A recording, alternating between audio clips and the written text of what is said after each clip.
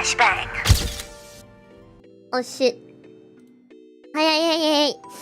I think my neighbors are doing karaoke right now. God damn it. Also, I think my internet's fine now. I connected to the secondary ISP. And for the first time in a while, it's actually working. So yeah. Because I'm feeling pretty chill right now. Not really sad or anything. I spent my rest days just reading Umineko. And right now I don't know. I just took a can, so I'm a bit chill right now. Do I runny roast right now?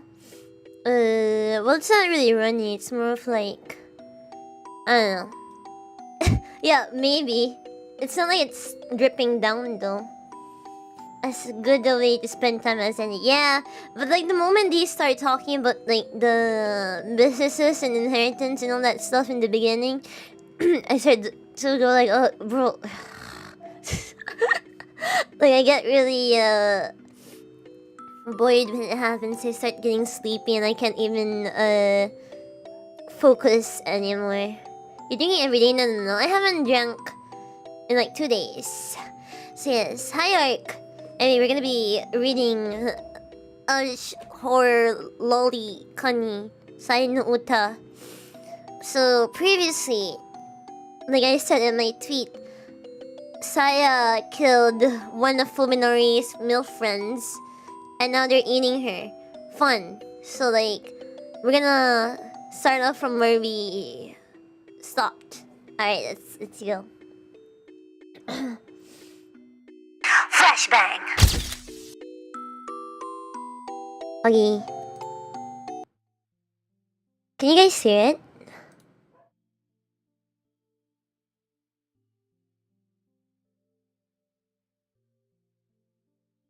Wait. What? Oh, okay. I remember I lowered my audio. How about now? Can you hear it now? Oh yeah. I lowered my game sounds. Okay, wait, give me a bit. There you go. I was just adjusting my window. Can hear it now barely? Maybe I need to put on max volume. I don't know. Let's check it out. Alright. Tell me if it's still loud, by the way. Alright, so you're starting off from where we left off. True Scary Stories Hospital Edition. Chapter 4, The Monster in the Hospital. What is it? You're good now? Oh. A medical student relates his shocking experiences. Will you believe him or not? Strange things started happening at the hospital around the end of last spring. It began with patients waking up in the middle of the night screaming. They all spoke of terrifying nightmares, and many of them had to be sedated. Some patients even transferred to other hospitals because of it. The weird thing was that they'd all had exactly the same dream. A dream about some horribly disgusting monster staring down at them from their bedside. But the really strange stuff started happening after that. There used to be a lot of stray cats around campus looking for scraps from the students. Oh my god, I need to charge my damn earphone. Wait, give me a bit. I need to charge my earphones. It's freaking low, but okay, wait.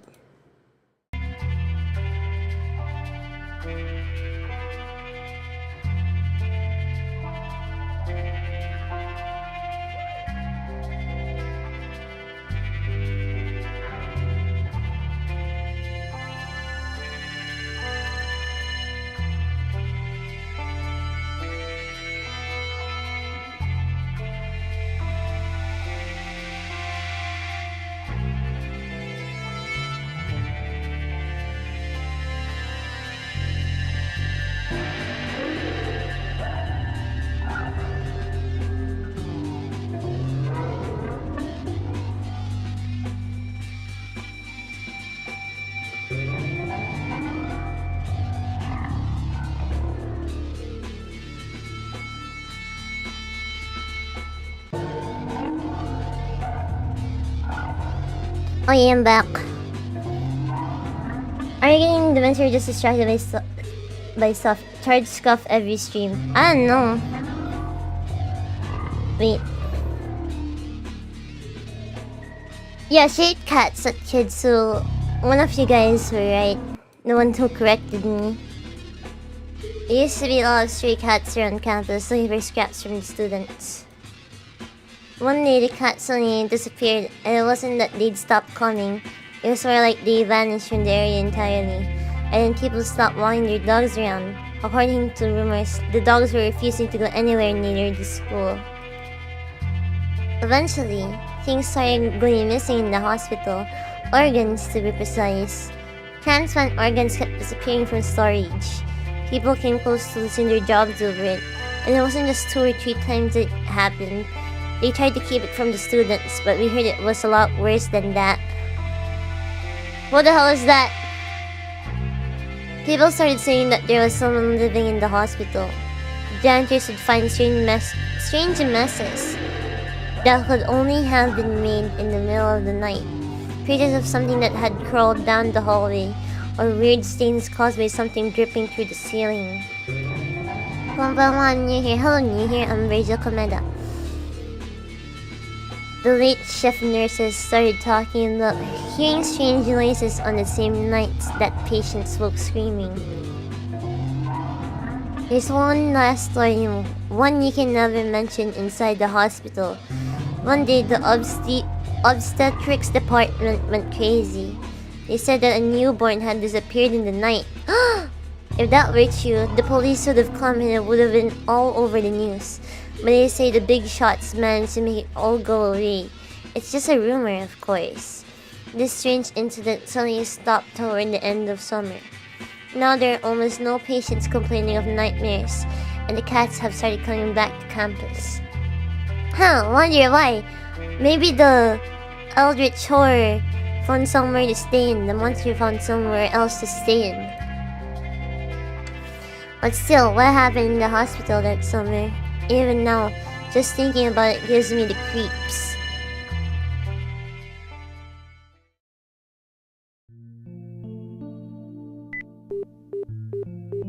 Wait, what? Oh my god, was that from the game? Was that from the game? I thought something wrong was happening to my headphones. What the fuck? I thought something weird was happening. I thought there was an error. Oh my god, that's weird of me. Wait.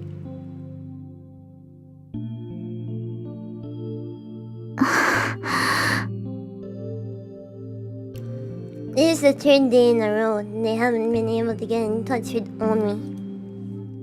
There's no sign that she returned to her apartment, and even her family doesn't know anything. Her parents have already filed a missing persons report. まあ、あいつのことだからな。何事もなかったみたいに、ひょっこり顔出しそうな気もするんだが。だといいけど。Yell replies with a gloomy expression. She's worried about Omi, of course, but the incident with Fuminori 3 days ago must still be weighing on her as well. Yo hasn't seen Fuminori since then, and Fuminori hasn't made any effort to approach her or Koji. 4 people used to meet in this cafeteria between classes, but now there are only 2. Such is life. ねえ、トノくん、もう一度考えてみようよ。どこかオウミちゃんの行きそうな場所に心当たり。I like Koji's face, it looks funny. いや、一通りは確かめたしな。Koji answers evasively. I already checked everywhere. It's a lie, of course.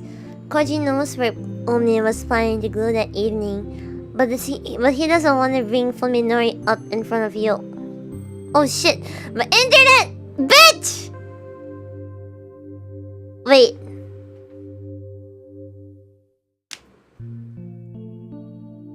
Am I lagging? Okay, should be fine now.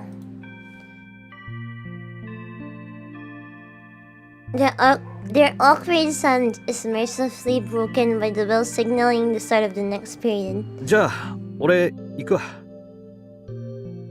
It was one second, so fine. Okay.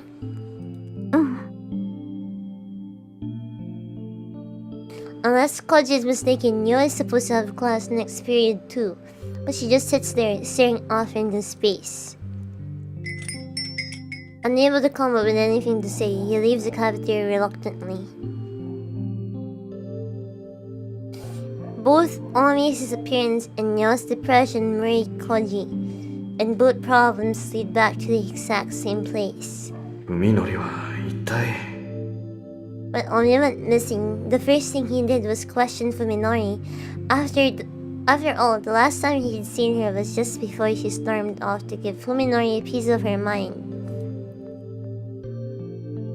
Fuminori responded with unequivocal denial, and acting like he hadn't the slightest idea why Omi would have gone to see him. Perhaps that was only natural, as he was unaware that Omi and Koji had witnessed him reduce Yo to tears. Did Omi even make it to Fuminori's house? She had been riding a wave of emotion when she left, and might have calmed down and changed her mind halfway there. Or perhaps she ran into trouble on the way? Koji concluded, or more accurately, convinced himself that one of these possibilities was the truth, subconsciously denying the one remaining possibility that Fuminori was lying, that he had met Oni and was involved in her disappearance. When questioned by the police, Koji told the truth about Omi's destination only up to the train station, maintaining that he had no idea where she planned to go after that. Why didn't he just say she was gonna go to Fuminori?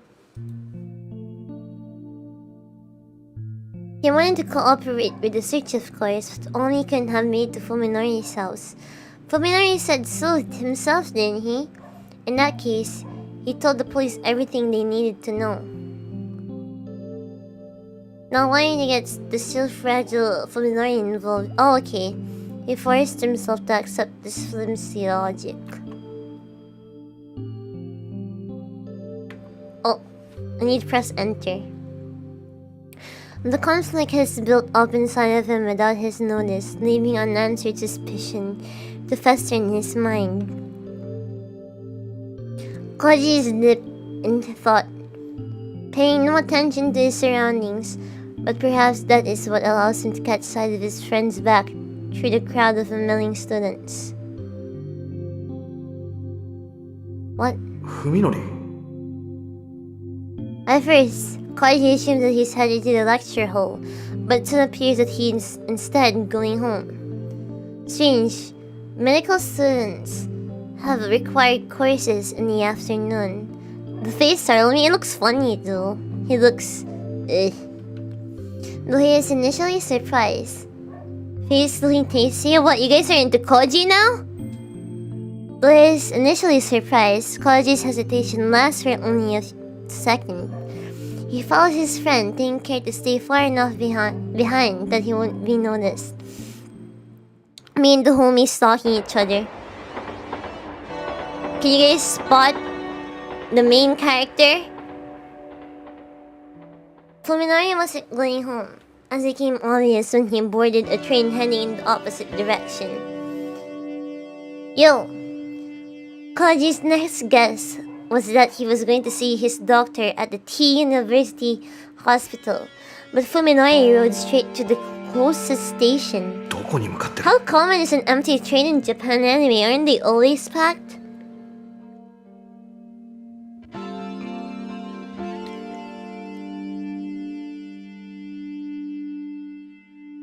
At first, Koji felt ashamed for tailing his friend like this, but his conscience fell silent as Fuminori's action grew more mysterious. The stranger it gets, the closer Koji feels to discovering the truth behind Fuminori's sudden transformation. Any knowledge would be welcome, no matter how slight. Hi, hello. Even Koji is beginning to think that there must be more behind Fuminori's change than the accident alone. He wants a more satisfying answer, one that will help him decide whether Fuminori can still be trusted. Fuminori gets off at a small station in a nondescript suburb of Tokyo. Koji follows, trying not to lose sight of him amid the other disembarking passengers. The area is quite desolate, with only a small bookstore, a convenience store, and a market in front of the train station. It's easy for Koji to keep Fuminori in view. Hi Virgil, good evening. Hi, good evening. I'm reading a sign of Utters. This neighborhood was carved out of the Fuji foothills, and here and there remain steep inclines and wooded areas that escaped assimilation. Koji is amazed that such a quiet place exists less than an hour out of central Tokyo. Hi-ho. Fuminori seems to know these streets. He moves quickly and purposefully through the suburban community, his eyes fixed straight ahead. Before long, Fuminori reaches a house. Without ringing the bell or even knocking, he opens the door and vanishes inside, leaving Koji to wonder how Fuminori can treat the house as his own. I actually forgot about this part. After waiting to see if Fuminori comes back out, Koji approaches the gate and checks the nameplate. Ogai, it reads. Oh, it's Saya's dad. Koji has never heard of anyone by that name among Fuminori's acquaintances. Next, his attention is drawn to a thick wad of leaflets sticking out of the mail slot. This, coupled with the general dilapidated feel of the place, suggests that it has been abandoned for some time. A small playground. Good evening, good evening! I'm reading a sign of orders. Eldritch cunning.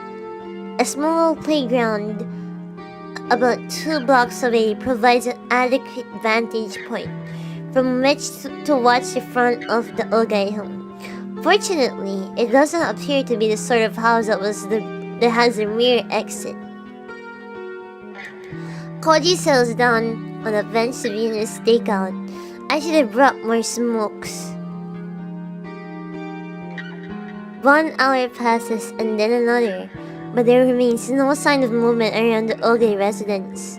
Soon, twilight settles upon the neighborhood.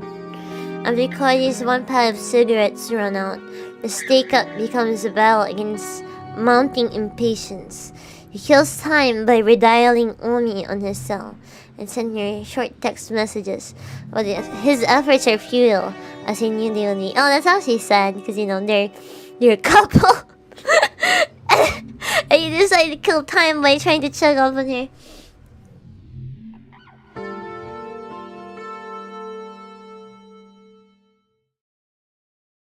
When the sky begins to turn deep blue and the street lights come on, Fuminori finally emerges from the house and heads back toward the station with the same hurried stride. You don't know what happens after this? Alright, I'll show you. After some brief consideration, Koji decides that right now, investigating the house is more important than killing Fuminori. He rings the doorbell just to make sure. After receiving the expected silence in response, he checks to make sure no one is watching and turns the doorknob. The door is not locked. The moment he enters the house, stale air thick with mold and dust fills Koji's nostrils. My house is not like this, by the way. My house is not like this. At least there's no mold. I'm pretty sure. Yeah. There's no mold. Yeah. It is an unmistakable smell of a house that has long lain untouched.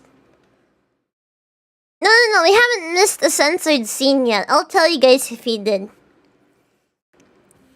There is also a faint hint of something else in the air. Something reminiscent of damp sewers and fetid cisterns. You're not calling your room moldy, yeah, just dusty. What do you think I'm keep doing?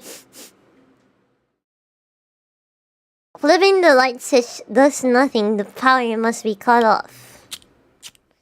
Koji uses his cigarette lighter to illuminate the immediate area.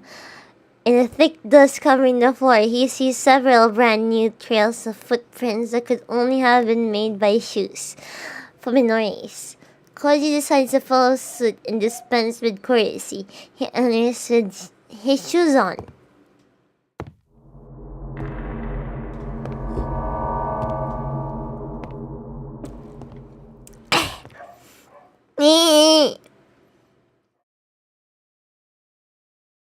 The lighter's flickering flame pushes back the deadly silence and gloom of the house. Koji is surprised to see evidence of life remaining. Everything from furniture to tableware and appliances. Nothing seems to be missing. The thickness of the dust suggests that the house has been empty for several months, which means that the owner must have left with little more than the clothes on his back. Could he have gone on a long vacation?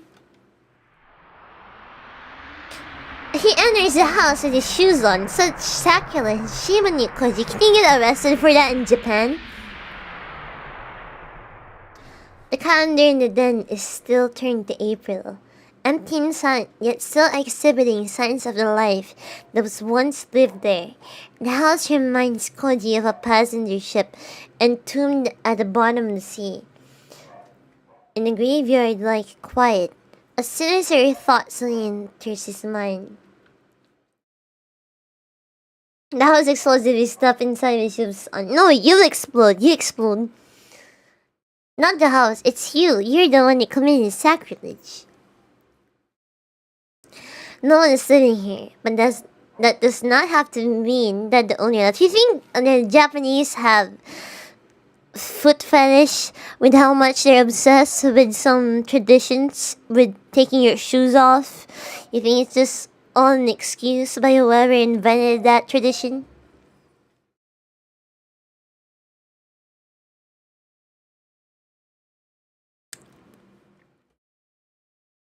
Maybe he was murdered and his rotting corpse is right under Koji's feet. He finds himself wanting a stronger light. A flashlight in his hand would make him feel much better. You don't know many Japanese foot fetishes. Sir, you don't follow that much Japanese artists, if that's the case. I know a lot of people that incorporate their fucking foot fetish in their arts, okay? Like, there's probably more common fetishes out there that they incorporate in their drawings, but there's always feet. There's always suspiciously feet in there that's well detailed. So that means you haven't met that much Japanese feet artists. Unfortunately, I have. No, Virgil, not everyone said the gen like you. You don't even watch my streams! Is that you? No, it's not! Shut up! Koji follows Suinari's footsteps at the second floor. It's not me. Okay, I'm gonna throw someone else under the bus. It's Lobster. It's Lobster. Go follow Lobster Rainian. I don't know how to spell his username, but yeah. I'll throw him under the bus. Yeah, I don't know how to draw feet, bro.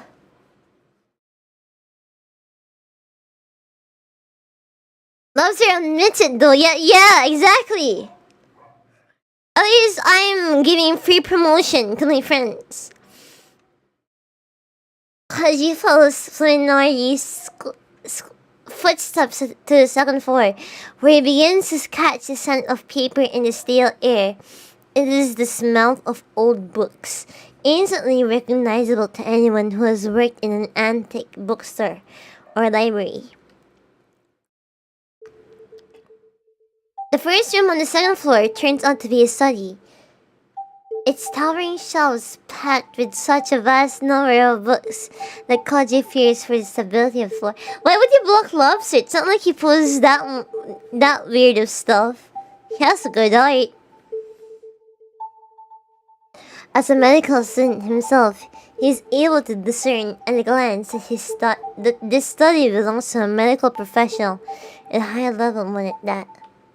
Judging by the content of the books, A smorgasbord of technical volumes far beyond a simple student's understanding. The owner's interests lie more with medical research than with clinical practice. Fuminori must have spent most of his time here. The sky does suggest that he was searching for something, and the contents of the desk drawers are in obvious disarray. A small pile of books stacked on the side table catches his eye. Being next to the table, they must have been the most frequently read. Their nature could shed some light on the character of the person who worked here. Koji frowns as he examines the three books. These aren't scientific texts like the rest, but old leather-bound Western tomes, like the sort you would find in a rare bookstore. Oh no, not the occultism! Shit, wait, a bit.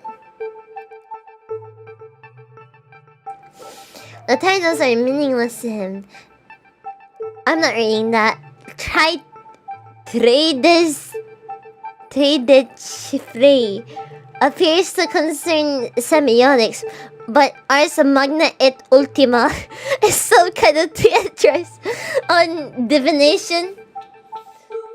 No, this is not Fujimori that wrote these, though, that had these. It was Ogai? Oh hey, yeah boy, Kinzo love this. Kinzo has this in his library for sure, in his room for sure. For real. Ooh. God damn it.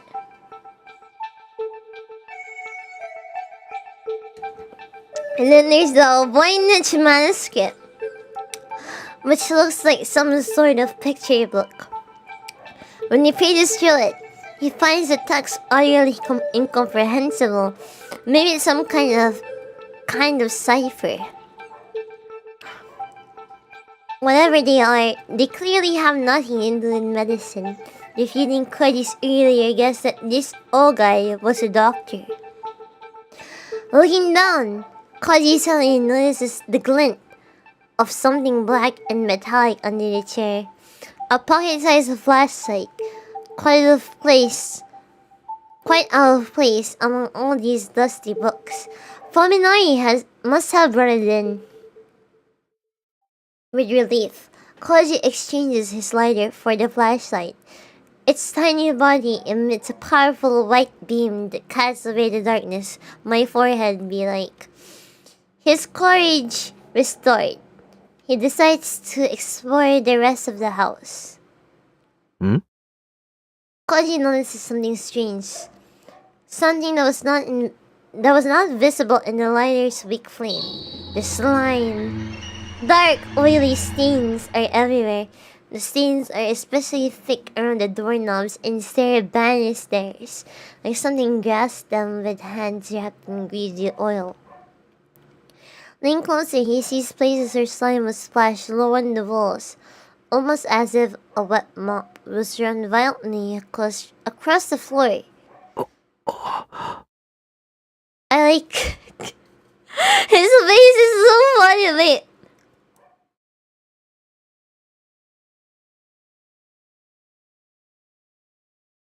Could all they have made these marks? If so, how? He had gelatin with him. Koji begins to feel sick as if he imagines a man shambling through the house with slime dripping from his body. Kind of disappointed. Finding the volume next to his study, Koji checks the closet on a hunch. He discovers two empty suitcases, not what one would leave behind when going on a long vacation. A sudden chill runs through him. Whoever was living here is still somewhere inside the house. No, they weren't. You're just overthinking things. Suppressing the urge to flee, Koji goes back downstairs to check the first floor. If he finds a corpse, he'll have to call the police right away. He might get away with trespassing if he reports it first, but if he finds a body later, it'll be awfully hard to explain his fingerprints all over the house. Oh, he makes sense. The flashlight reveals the den to be covered in even more slime than the rest of the house. The sofa looks as though it was dragged from the bottom of a swamp. In the kitchen, Koji takes one look at the sink and decides not to get any closer.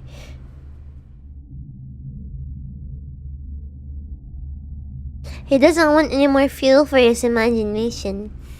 He reaches the door to the bathroom. A common scene from TV dramas flashes through his head. A body with slit wrists floating in a bathtub full of water. Or an ice pick stuck in their forehead. And wasn't there a movie where a hitman disposes of his victim in a bathtub filled with lye? Good evening, Rachel. Good evening, Chuck. Good evening. Koji braces himself for the worst and opens the door slowly, then shines his light into the ceramic bathtub that appears from the darkness, like a white ghost. Bones! A mountain of bones! Black with dry flesh and blood. Koji puts one hand against the wall to steady himself as his legs turn to buckle. Something is wrong, he realizes as he tries desperately to get his thoughts in order. The bones are too small, and there are too many of them. They aren't human. After taking several deep breaths to calm himself, Koji enters the bathroom and examines the tub. The bones are piled atop each other, like fallen leaves. They appear to be from small animals, perhaps cats or dogs. Even so, the quantity is mind-boggling. How many bodies would it take to produce these many bones? You don't like the CG angle. Why? Because something could crawl up behind him from any moment. The bones have all been separated from one another, so it doesn't look like bodies were just thrown into the tub and left to rot. Each bone is covered with deep grooves, marks left by teeth biting through flesh. Koji's sanity won't let him consider the possibility that a human could have done this. The owner of this house must have kept some sort of carnivorous animal as a pet, giving it the bones of small animals to eat and disposing of the remains in the bathtub. But why not dispose of the leftovers properly? They could have just been thrown out with the garbage, or was there something keeping him from leaving the house? The relief Koji felt when he realized that the bones weren't human is once again under attack. In the first place, what the hell was Fuminori doing here? Yeah! What's wrong, Koji? Koji rails around, his light revealing Fuminori's expressionless face. You're trespassing. What about you, bruh? Yeah, exactly! Koji applies, barely managing to speak over the pounding of his heart. Fuminori pushes past Koji and looks into the bathtub. He doesn't even flinch at the sight of the bones. 僕はこの家の人と知り合いなんだ。頼まれて探し物をしに来ただけさ。I don't like your friend, Fuminori. 知り合いって、いつから？一体何者なんだ？ Yeah, Fuminori is actually freaking funny. I don't care. He's just an android to me. But that's probably because I read this already. Koji doesn't want to believe that the old friendly Fuminori could have had contact with the denizens of this house. いずれお前にも紹介するよ。僕の恩人とも言える人だから。He says, turning to leave without even a glance at Koji. おい、Fuminori! Koji runs after Fuminori. His heart is finally beating normally again. お前まさか近頃様子がおかしいのはその知り合いっていうや She's つの not せいな my んだ。 friend, she's my wife! Standing in the entrance, Fuminori glares coldly at Koji over his shoulder. The utter lack of emotion in his eyes give Koji pause. Why does he even know Koji is that? Like, from his perspective, right? Koji should look like a blob to him. Why does he know it's Koji? 僕の後をつけてきたんだね。 You followed me, didn't you? Koji saw us. What else can he say? そういうのは迷惑だ。二度とやらないでもらいたい。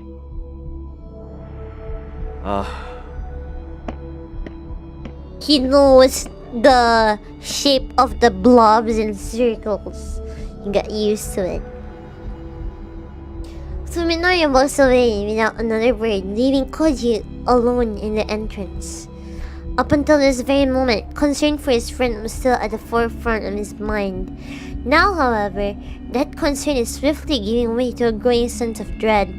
Thus, the Fuminori he knew no longer exists was a person who just stared Koji down, an imposter wearing Fuminori's skin. Koji has begun to believe that it might be so. Don't come near me, or my daughter wife ever again! Yeah, that's such a Fuminori if people just left him alone, you know? What a nuisance. Or I need to change my voice for this. Why does he insist on interfering? If he only spoke with me to exchange pleasantries, even I could bear it.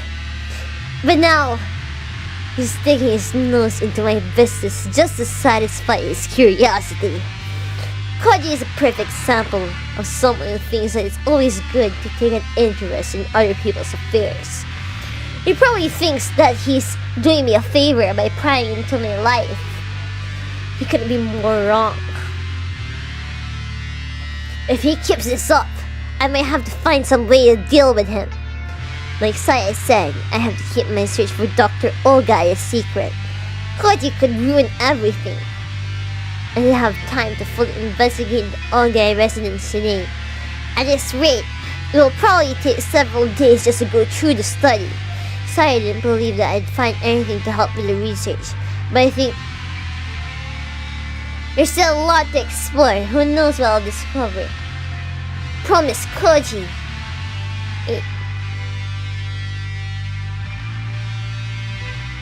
He knows about the house now. Will he make things difficult? I hear raising voice calls as I'm about to pass through my gate. Suppressing a shudder, I put on a fake smile and turned to face a breathing mass of rotten flesh that's staring at me with bulging eyes. Oh, I love this part.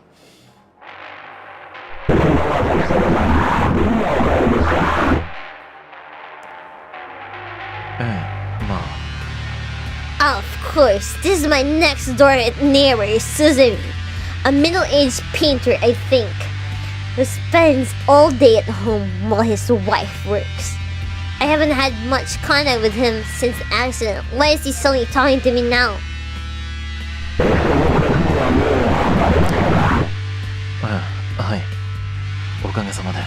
I love this. I love this one.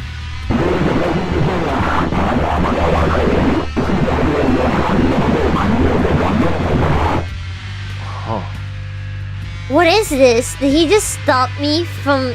Did he stop me just to deliver a lecture? I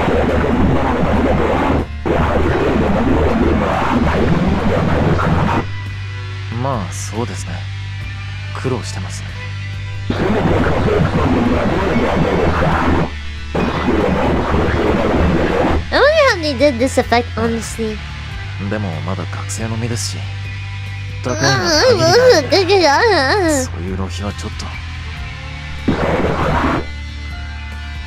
The flesh beast undulates foully, as though it still has something to say. The sight of it is driving me close to this. I hate small talk. I fucking hate small talk. It's so awkward. I'd rather you just not talk to me at all if you're just gonna do small talk.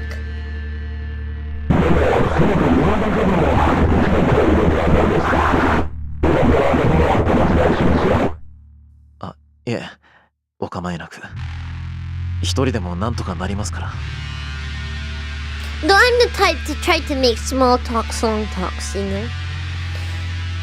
Now I get it. He's worried that this unsightliness of my house might diminish the image of his own damn snob. I flash a token smile, then retreat behind the safety of my gate. I can feel Suzumi's eyes boring into my back all the way to the front door. I also cannot handle people that take things negatively, like all the time. If someone's trying to help, they always think, oh, it's for their own benefit. I can't take people like that. It's so annoying. Why would everyone stay out of my life? I just want to live together with Saya! I love her, no one will ever bother us!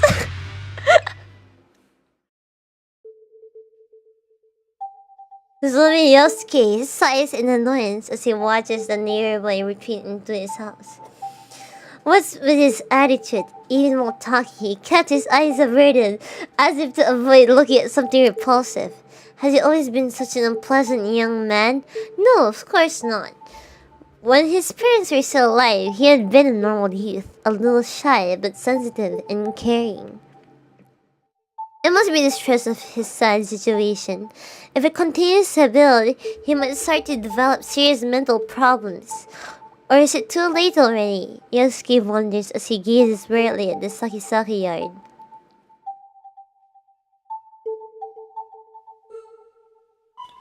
Even during dinner, Yosuke can't shake the neighboring house from his mind. どうしたのあなた。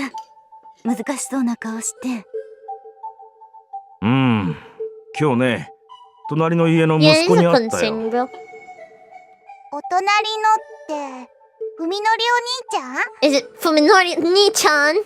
ああ、庭のこと一言言っておいた。そうよね。せめてあの匂いだけはどうにかしてもらいたいわよね。A stink coming from the Sakisaka house grows worse each day, and the Suzumi family is at its wits' end. あの草むらの中に死んだ猫でもいるんじゃないかしら。でもまさかとは思うが、生ゴミをそのまま庭に捨てているんじゃあるまいな。 No, Genbo, please don't butcher this family. そんな。いや、今の様子だとやりかねん。一日中ずっと雨戸を閉め切って何をやってるのかもわからない。I know, Rose. I also don't want this family to get tortured. I mean, the wife does remind me of MIRIA after all, with his short hair and glasses. お兄ちゃん、頭おかしくなっちゃったのかな。これヒロミ、そういう言い方はダメよ。いや、あれは本当にちょっとどうすぎてる。ひょっとしたら品質強か何かかもしれんな。They were saying the S word. 大丈夫なのそれ。早く自覚して医者にでも行ってもらわんことにはなんともな。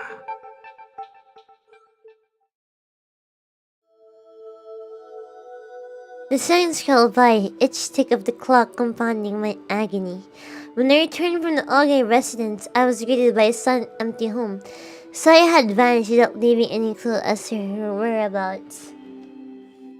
Is this game in 720p or 1080? I think it's in between. It's 4.5, so I cannot convert it to that easily. It doesn't work for her to go for walks at night. I've often gone with her.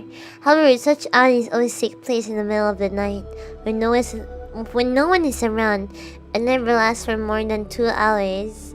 Right now, wow, it's like my streams, right guys? Right guys, it's like my streams.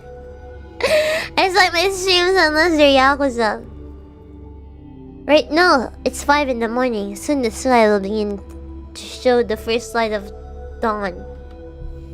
Even if she left right before I returned, she's still been gone for almost half a day. I can't sleep. I can only read in anguish. I try to distract myself by pinning more rooms, but I couldn't concentrate on the work. If I had known this would happen, I would have left Oge house sooner. I wish I had wasted time on Koji. If Saya doesn't return, the thought makes me want to tear out my hair. After its long absence, the terror of true loneliness is too much to bear. Alas, the callback chance. Oh, yeah. Oh my god! Not Onyo, more like, oh yes. I just like saying Onyo. Being sought from the bottom of the stairs. As I jumped out of my bed in relief, all of the stress that has built up through the night is released in a wave that threatens to sweep me on my feet. 疲れた。やっぱり往復すると遠いな。I knew the stream would be hard. さや、一体どこに？ My question trails off as I notice the thick bundles of papers that she's carrying under her arms. それは My drawings. 文則のカルテとか手術の記録。今日は古巣の病院に行ってきたの。 Saya drops her marbles on the floor, sending paper flying everywhere. Then pulls her favorite cushion over and collapses into it, stretching luxuriously. こんな夜中に This world is a cruel place, OMG, Saya! Insert sex scene at the bottom. You walked all the way back from the hospital in the middle of the night. ごめんね。本当はもっと早く帰れると思ってたんだけど、調べ出したらキリがなくって。結局全部持ち出してきちゃった。ああ、重かった。 Oh shit. Maybe it's just the exhaustion, but I'm not understanding a word Saya is saying. だからそんなもの持ってきてどうするつもりなんだ。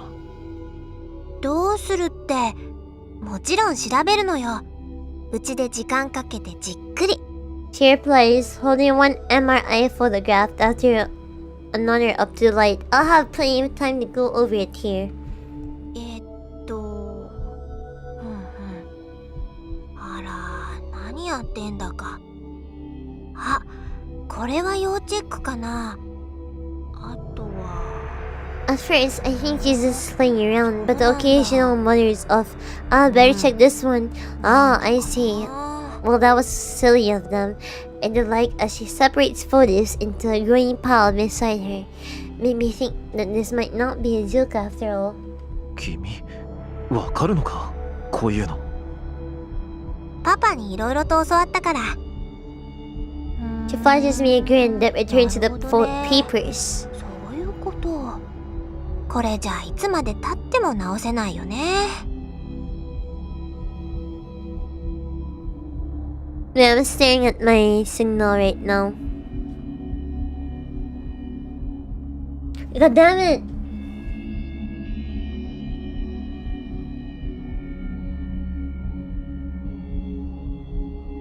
I'm here.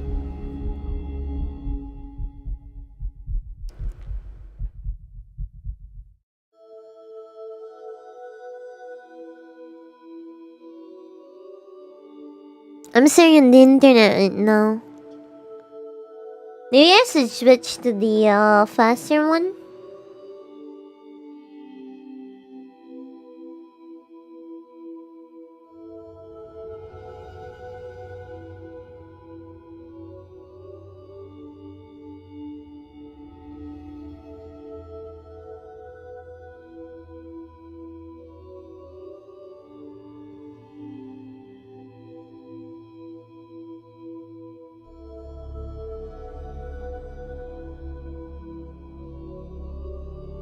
Is my internet fine now? I swear to God, I'm staring at my signal right now. Bro, what the hell? Why is it so bad?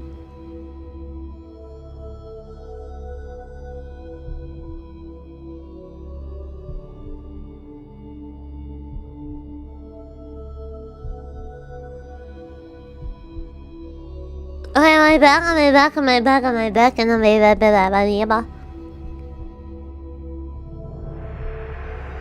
think I'm back now, so I'm gonna continue to read. I don't know, I had to switch back and forth with my internet. I saw the part where it wasn't a joke. Do you understand this stuff? I learned a lot from Dad. She flashes me a grin, then returns to the papers. So that's how it is. No wonder it can't be fixed. 直せないのか。人間のお医者さんじゃね。 No, but a human doctor. I can tell if she's being serious. 私でもまだちょっと難しいかな。いろいろと試してからでないと。 Jesus offhandedly, even as her hands continue to shuffle papers, I'll have to experiment first. Watching more closely, I realize that her eyes are scanning each page rapidly, so rapidly in fact, that I was unable to notice it at first. Could Saya actually be reading my charts? なあさや。Ne, Saya. She answers coldly, looking up from the chair. 今日はもう Charts. 疲れたし。 I'm tired, let's go to bed. 文則がそうしたいならそうする。Saya tossed aside the papers she was starting to leave suddenly because of the... No sex! Wait.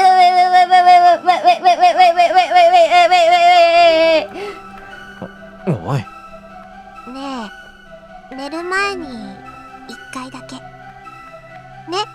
いいでしょ？マサヤ、こう毎日続けてちゃ体に毒じゃないのか？ Yes, I don't you think it's unhealthy to be doing this every day? ふみのり、どこか具合が悪いの？いや、僕は別にちゃんと大人の体になってるし平気なんだけど、でもサヤはまだ。Do you have erectile dysfunction? She laughs playfully as she puts me onto the bed. A familiar sensation of her weight and skin, rendering me helpless. 平気なわけないだろ。今まで否認もしてないってのに。 I'm worried. We haven't used. ふみのりはさ、さやに子供産ませるの嫌？ How can I respond to that? いやも何も。サヤみたいに小さい体じゃ無理だって。 I'm going to die. 母体の負担ってのは大変なんだぞ。 I'm going to die, Rose. ふみのりが心 Stop 配。 that line. Fuminori, you don't want me to have your children? ってることって割と的外れなんだけど。 Saya seems unsure how to reply, but not because she doesn't understand what I said. Rather, the bemused look on her face makes it seem as though I'm the one not getting it. でもそれってふみのりがさやのことを大事に思ってくれてるからなんだよね。 She says suddenly, her smile glowing with innocence.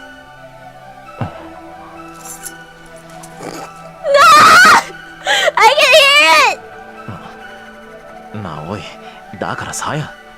大丈夫。 She says じゃあ今 soothingly. 夜はふみのりが心配しないような方法でした。 Tonight I'll do it so you don't have to worry. As she finishes, she looks at me, smiling like she just told the greatest prank of her life. これだったらふみのりだって心配ないでしょ？いや、まあ。 What am I supposed to say to that? Ah, ねえ、ダメだった？ okay, skip the sex こういう scene. の Oh my だ god, と気 finally. 持ちよくない？ Hearing the sudden nervousness inside his voice, I hastily stammer. It's just a prank, bro. Us doing the deed is just a prank, bro. It wasn't serious. No homo, bro. そ I'm んな not ことない。 skipping. The game is 十分に skipping. It's the よかった。 old ages version. Oh, of course it felt good. Hey, it wasn't bad. It didn't feel good. Hear the sudden nervousness inside his voice. I hastily stammered. Oh, of course it felt でもさ good. や、 But Saya, you didn't have to do that. そんな。 But I want it. あれはさやにちょうだいよ。 So you just shot. So it clings to me like a childhood. Just had your candy solid, bruh. ふみのりのは一滴だって残さずに欲しい。 I want the さや inside の me. 中に出し。中に。 Inside you. So Saya really does want to bear my child. I'm not averse to the idea. I still think it might be too early, of course. But there isn't much point in worrying about my reputation now. I should admit that Saya and I will be left alone. I even welcome it. ふみのりは嫌？ You don't like it? She gazes up at me pleadingly. How can I resist? 嫌なんかじゃないさ。 I do Sayaさえ like それで it いいのなら as long as they're okay with 僕だっ it. て。 So am I. Josiah smiles with relief and raised contentedly into my chest. ふみのり。 I love you, Fuminori, she breathed softly. As her body draped over mine, I became even more aware of how light and delicate she is. Can this tiny girl... Wait, so I got a notification that Elaine's streaming right now! Elaine, I'm sorry for everything. Can this tiny girl and I really live as husband and wife? I feel a pang of self-loathing at the question. How can I still be afraid after all that's happened? Saya's feelings are so earnest. How can I not accept them? I need to resolve once and for all to rid myself of the useless trappings of mortality. Sorry, now are all that matters. There's no point in worrying about what others think anymore. Although I suppose I should still talk to Size Guardian, of course. I need to find Dr. Olga as soon as possible. By the time I drift asleep in exhaustion's comforting embrace. What does Virgil mean by self-inserting as this character? You guys self-inserted me, Asaya! I didn't do it first, you guys did! I was just going along with it! All doubts about Saya's actions have vanished from my mind. Whatever the case, all that matters is that she's returned to me. Okay. 2 o'clock. Oh, I like this one. 2 o'clock for Suzumi Yosuke. This is the most fulfilling time of day. After seeing his wife and daughter off, taking care of the morning chores, and eating a leisurely lunch, it's only time to sit down at his easel.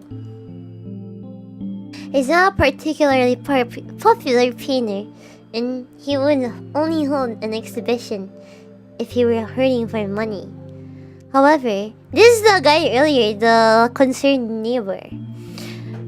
However, the design work he does on the side ensures that there's always enough to support his lifestyle. Alongside the salary his wife earns working for a magazine, they're able to pay their mortgage, send their daughter to school, and still have plenty left over. Yosuke's life is perfect, leisurely, and absent of warrant. Meow meow meow meow. Hey, Sekai. Sekai, I have a question for you, actually. Wait, let me find it.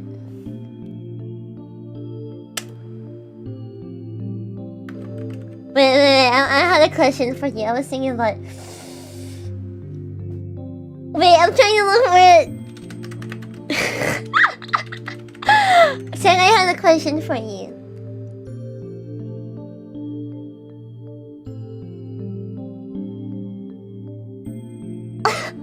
Okay, I think this is it. Sekai, do you know what a tanige is? Do you know what the tanige is, Sekai? First very bought VTuber! No. Oh, it's a fish that's in Bisaya, and I was asking if you could like ship it to me because I heard it tastes good. Tanige, no.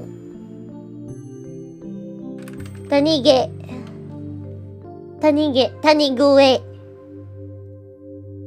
It's a fish. I was wondering if you could ship it to me. I want to taste it. Yosuke's life is perfect, leisurely and absent of want. He loves his house and considering it the symbol of his success. When he mows the lawn, polishes the window and floors, and cleans the kitchen, toilet, and bath, he feels the same joy as he does when washing his own body. Sekai, please ship the tanige to me. I wanna taste one. I'll send you my address right now. Just as he knows the length of his fingernails and the time since his last meal, he also knows everything about his home's condition.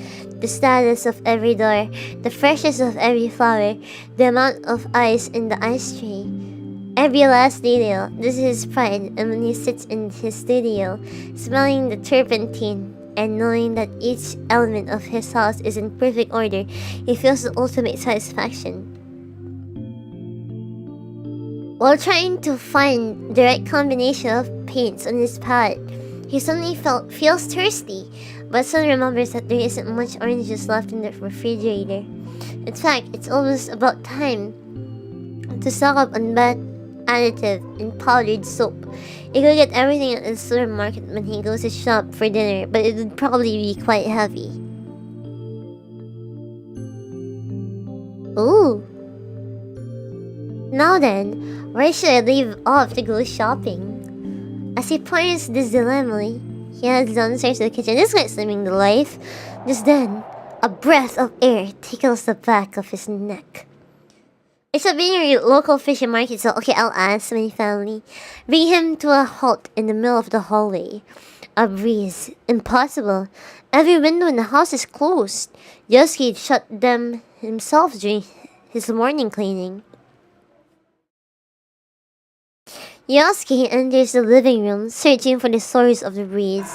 Something stinks. It's the same pungent smell of fetid swampland that emanates from the Sakisaka house. The wind facing the yard next door is open, its curtains billowing loosely in a gentle breeze. There's a hole in the glass next to the lock. It looks strange, like it was melted by some chemical instead of broken. Someone must have reached through the hole to unlock the window. Yosuke stands paralyzed, his heart pounding with anger and fear. He listens carefully, but hears nothing. Perhaps the intruder has already finished his business and left. But a burglar wouldn't have left the room untouched, would he? Would he? Maybe he heard Yosuke coming in somewhere nearby. Yosuke realizes that his still wet pot knife is in his right hand. He must have forgotten to put it aside before going downstairs. He stares numbly at the knife for a moment, then decides that it's not enough protection. Instead, he grabs the ashtray sitting on top of the table, made of thick, solid glass. It is big and heavy enough to serve as a weapon. I want you guys to read this with me, by the way. This is a really good part. The home that he thought of as part of himself now seems utterly alien. Keenly aware of the thumping of his heart, Yosuke looks around the living room and sees little that could be used as a hiding place. The intruder must have gone either to the guest room or to the dining room to the kitchen. The kitchen is close to the stairs. If there had been movement, Yosuke would have noticed it when he came down, which means that the guest room is the most likely place. He shovels over to the guest room door and prepares to slide it open. But what is that stench? Could the breeze alone carry something so foul? It's as if the odor is coming from inside the room. He raises his ashtray and tosses it open to the door. The straw-matted Japanese-style room is empty. There's a closet, but no one could fit in there, so the intruder already left. Yosuke relaxes, the exhaustion of sudden relief coming over him. And that is when something seizes his ankle. The instant he freezes in shock, his leg is yanked out from under him, sending him crashing to the floor. Stars explode behind his eyes as his head smacks against the door rail. The hand, if it can even be called that, wrapped around Yosuke's ankle, extends all the way back to beneath the living room sofa. There are barely 5 centimeters between the sofa and the floor. Whatever is hiding there, it can't possibly be human. Before the screaming, Yosuke can regain his footing. Countless hand-like appendages seize his arms and legs, rendering him helpless. As a hideous voice burbles in his ear, something cold and soft crawls atop him. Oh, Kami! Yosuke can't even scream, his terror is so great. Oh, she's being considerate. Thin tube-like appendages penetrate his ears and nose, wriggling deep into his skull. Oh, everyone that did COVID test should know how this feels. Right before the sensation drives him mad, Yosuke loses consciousness.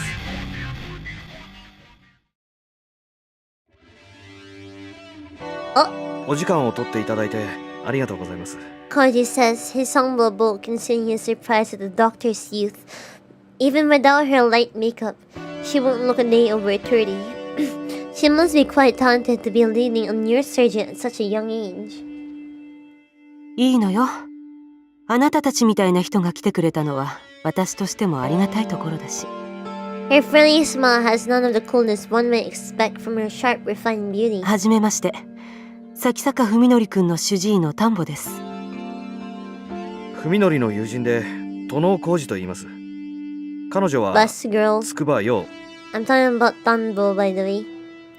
Yo gives a quick pull, her expression apologetic. When they arrived at the University Medical Center and asked to see Fuminori's doctor, Koji and Yo had prepared for rejection. They hadn't expected the ease with which her request was granted. 咲坂くんの件について話が聞きたいっていうことだけど、それは私の方でも同じでね。は彼、一昨日の診察に来てくれなかったのよ。留守電に入れた伝言にも返事がないし。2 days ago, the same day Fuminori was searching the abandoned house, Koji frowned, wondering what was important enough for him to blow off his appointment. 彼、学校ではどんな様子？ They do the one where they swab your brain, yeah, but like tentacles. あ、どうもこうも。もうめちゃくちゃです。Seeing Yo's shoulders jerk out of the corner of his eye, Koji regrets not choosing his words more carefully. 事故の前とまるで人が違ったみたいに見えます。僕たちもいろいろと We have no idea what to そ do. のどうしていいかわからなくて、それで今日は。あなたたちも医大生？ She asked out of nowhere. はい。彼のカルテ見てみたいと思う。 Would you like to see his chart? 見せてくれるんですか、そんなもの。 Really show it to us? Koji replies, incredulous. Wait, sorry, my dad's calling そう for me. 思っ Be た right 人が back. いるみたいなのよ。それも病院には無断でね。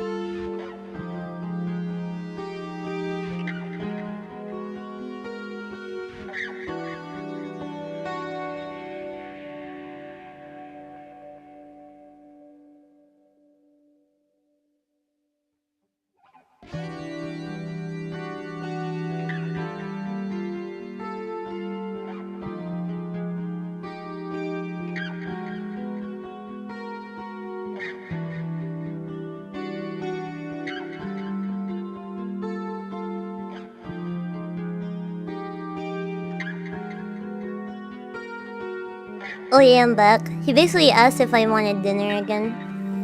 But I'm not hungry yet. Are you a medical student, Stu? She asked out of nowhere. Huh? Well, yes. You'd like to see his chart. You'd really show it to us. Koji replies, incredulous.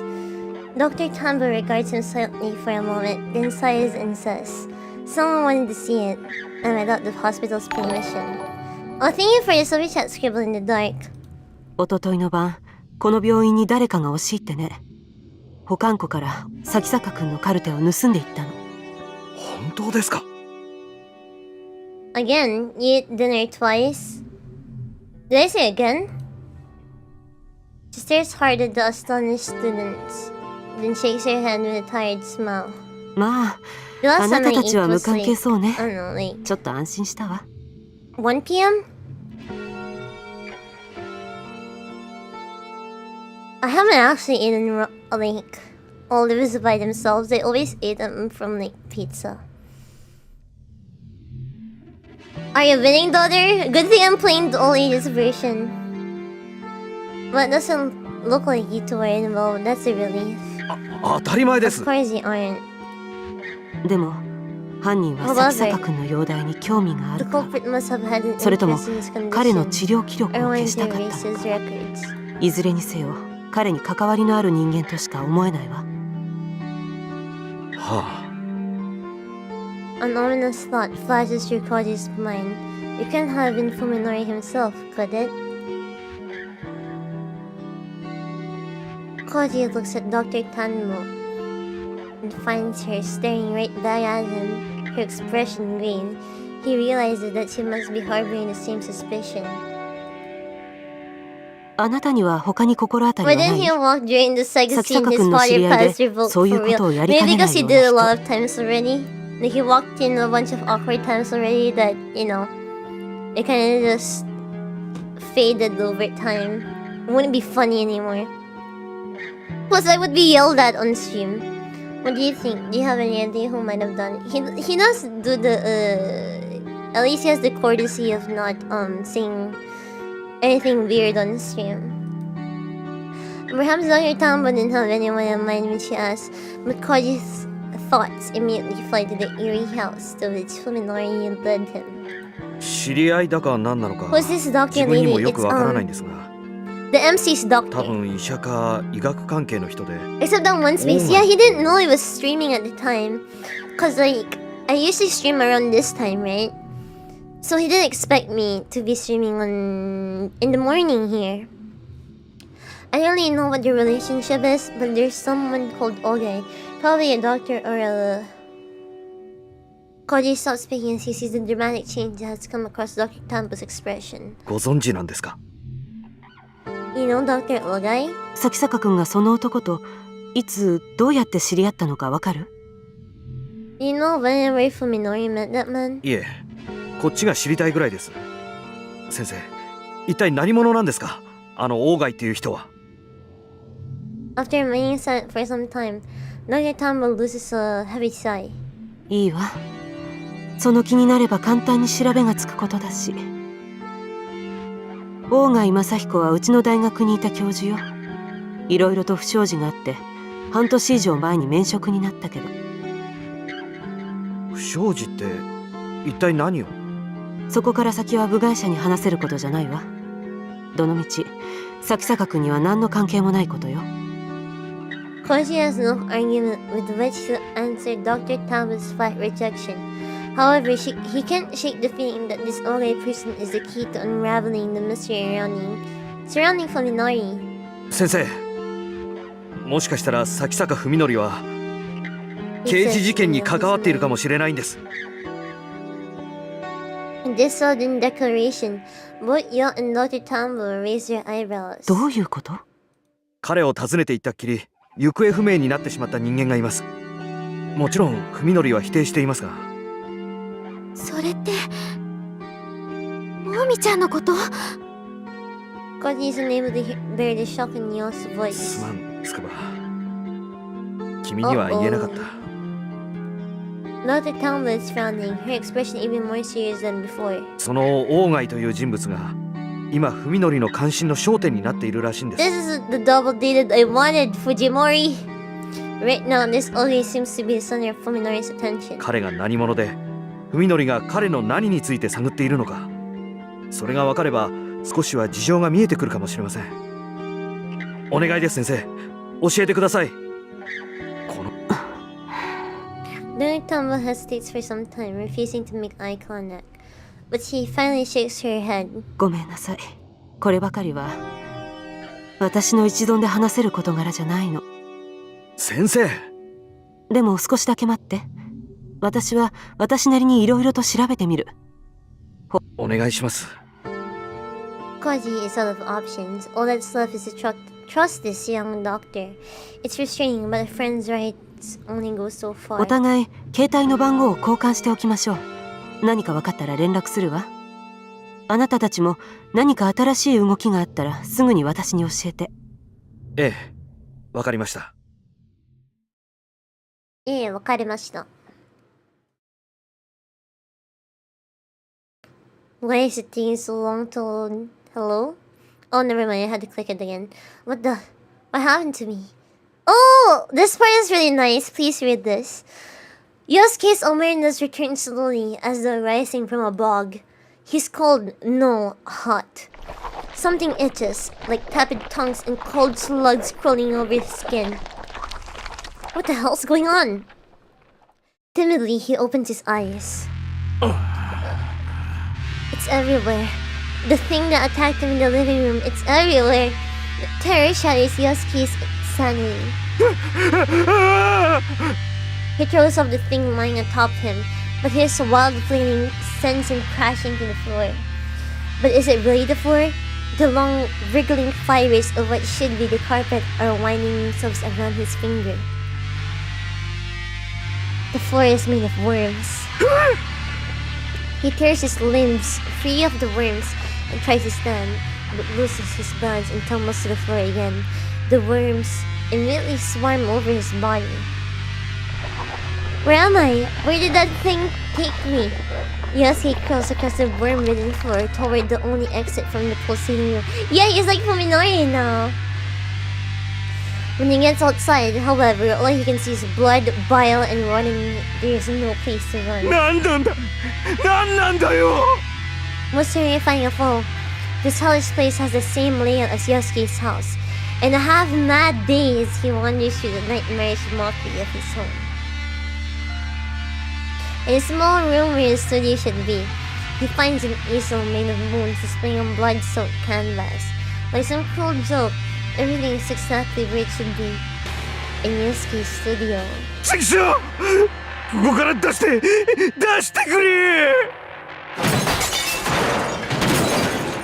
Howling, Yosuke lashes out against everything within reach. The easel of bones shatters, driving splinters into his face. He feels the pain, but does not make the nightmare. If this isn't the dream, then what is? When his strength gives out, Yosuke falls to his knees, sobbing. For the first time in his life, he prays. Sounding on the door opening and closing grates on his ears. Downstairs, the front door. Is someone else here? We're home. Yosuke trembles at the blood-curdling sound. It's that thing again. The monster has returned.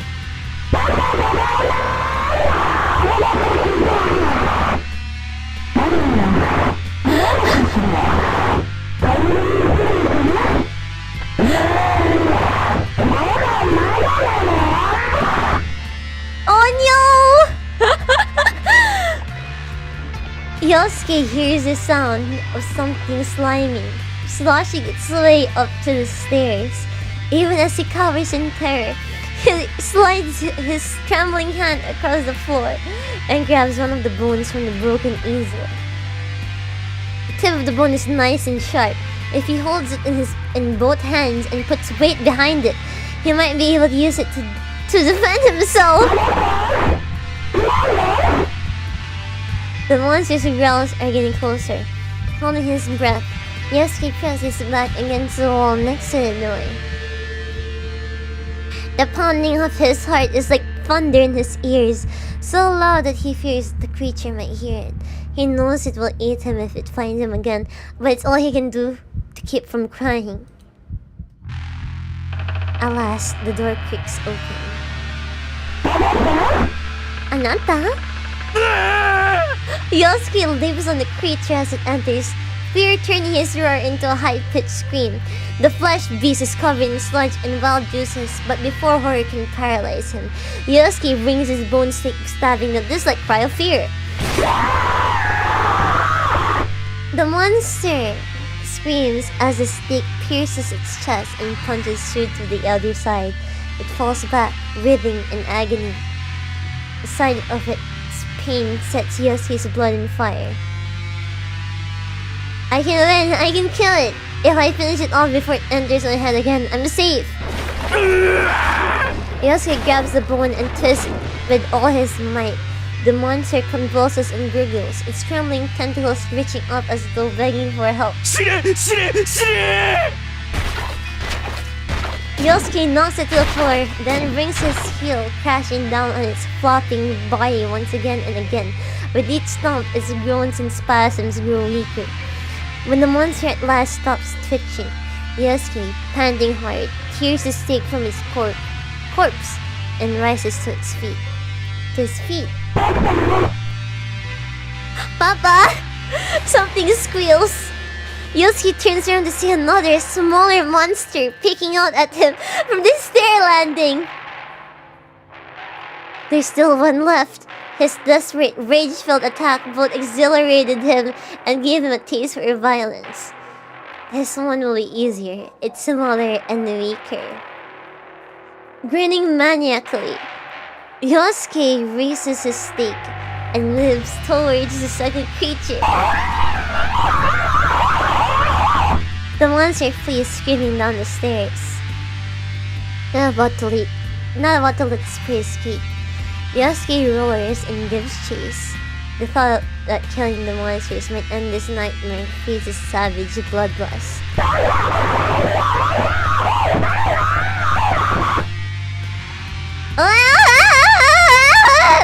There you go. When the monster trips and falls in the dining room, Yosuke leaps on top of it and brings the stake crashing down. His bloodlust unsated. He pulls it free, then drives it again into the monster's flesh. Once, twice, 3 times and more, until there's nothing left but shredded pulverized meat. Eventually, the only sound in the house is Yosuke's heavy breathing. He has slain 2 monsters, but the nightmare shows no sign of ending. Yosuke staggers to the front door and goes outside. The sky, the city, everything has gone mad. Twisted shapes, nauseating colors, stinking air. There's no escape, no end to the nightmare. The last remnant of Yosuke's sanity vanishes like dust in the wind. こんにちは、おじさん。こんにちは、おじさん. Yosuke turns to the sound of a girl's voice.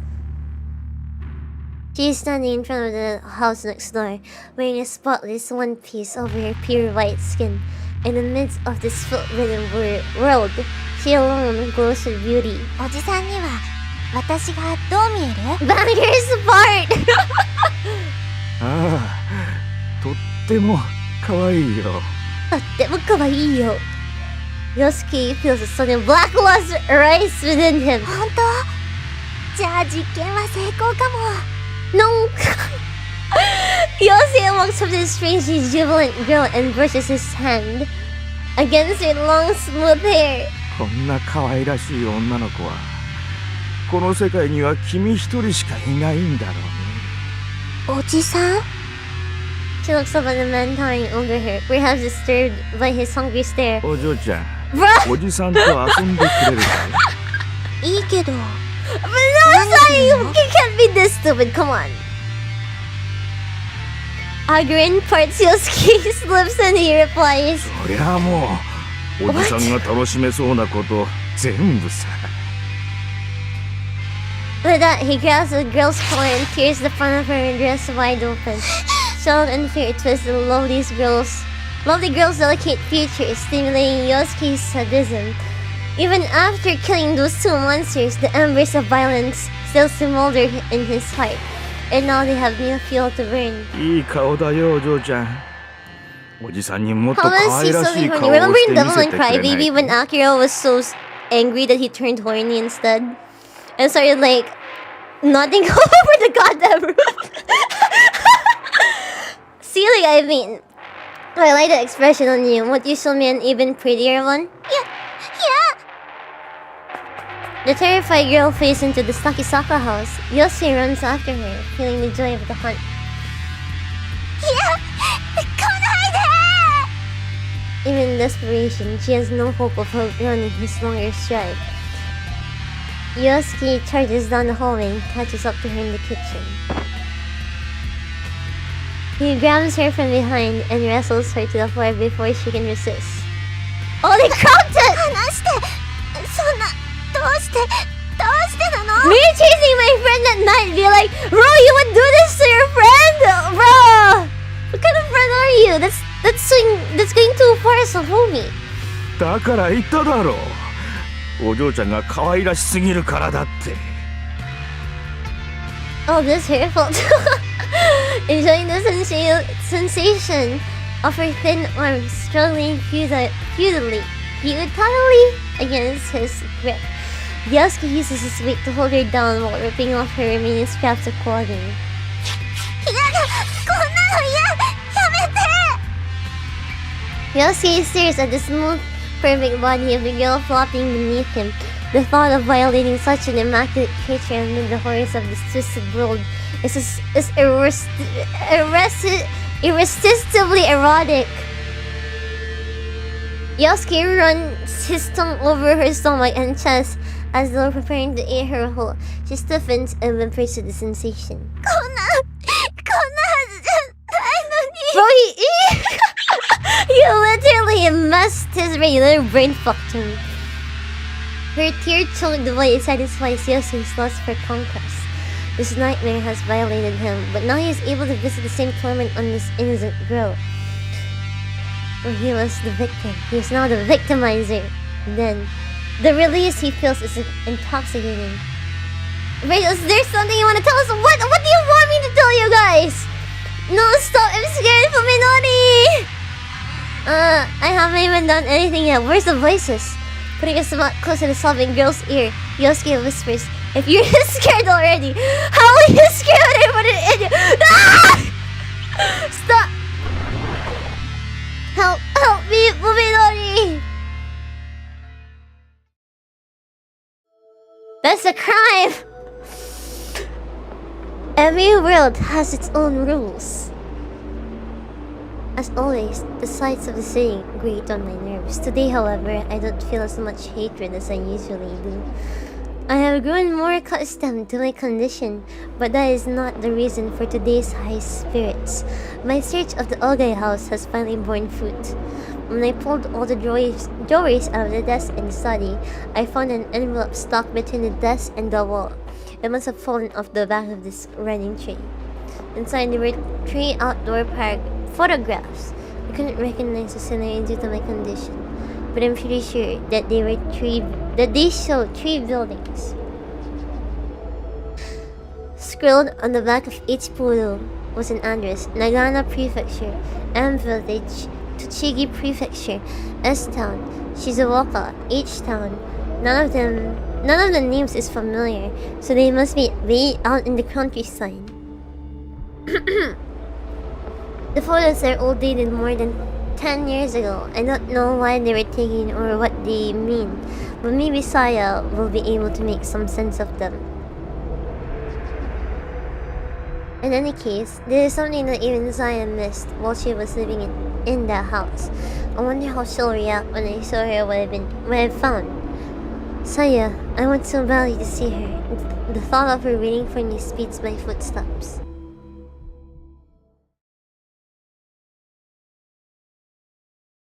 Well, this Saya gets pregnant, but she doesn't tell Fuminori about it, and he says that guy's child been missing. That would be crazy, haha. I didn't even think about that. The entire time I've read this visual novel, I never thought about that. You're messed up, man. When I step through the gate, I see that the front door is wide open again. This is the second time this has happened. Upon entering the house this time, however, the sound of Saya crying chills my blood. It's not just her, I also hear a low, wet grunting. There's no time to take off my shoes. I race down the hallway, propelled by a terrifying premonition. What the hell?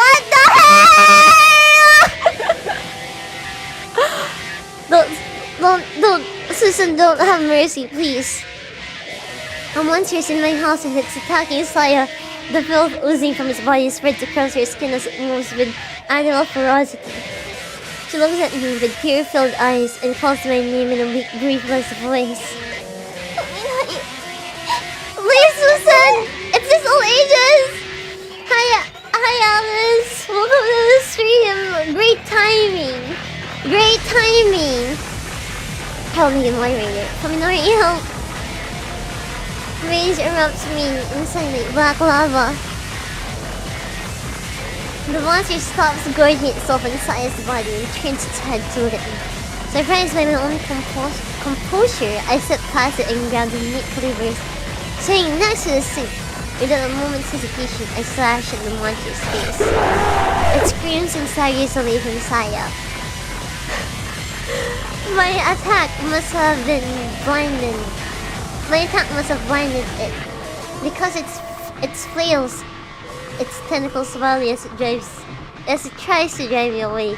My bloodlust still unsated, I calmly seize one of the appendages and plunge my weapon twice more into its quivering flesh. The blade enters its body with fascinating ease.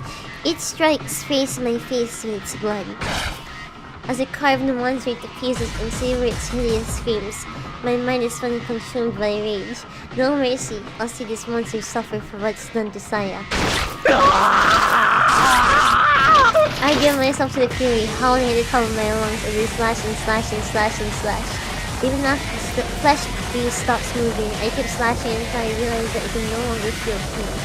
Cursing myself for killing it so quickly, I stabbed the cleaver into the floor, snapping it in half. Thank you for being a member with 3 months Raphael F. Teaching them since nah, bro. When my thoughts finally began to regain some cohesion, I find myself still digging the broken knife into the floor. The monster is gone, but pieces of it are scattered everywhere. I stop cutting into the tile, and in the sudden silence, I hear Saya's faint sobs coming from a corner of the kitchen. Saya. I pull the cowering Saya into my arms. She stiffens in fear at first, but as soon as she realizes that it's me, she clings to my body and cries. Minori! She playing the damsel distress card, bro. I don't know what to say. I can only keep holding her. This should never have happened to Saya. Everything in this twisted world is to blame! Yes, including myself. I can protect her. If I'd been here, maybe I could have prevented this.